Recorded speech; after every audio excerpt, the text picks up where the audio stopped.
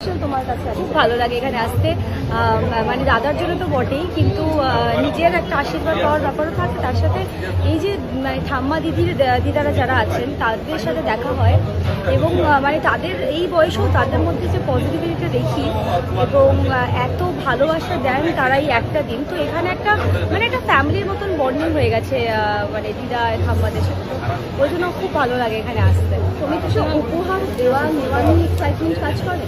উপহার দেওয়া না, আমার দেওয়া নিয়ে আমি না লোককে মানে গিফট দিতে, লোককে দিতে উপহার খুব ভালোবাসি।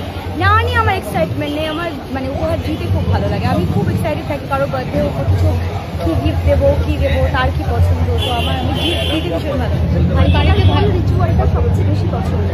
হ্যাঁ, ভাই ফোটার কোন রিচুয়ালটা?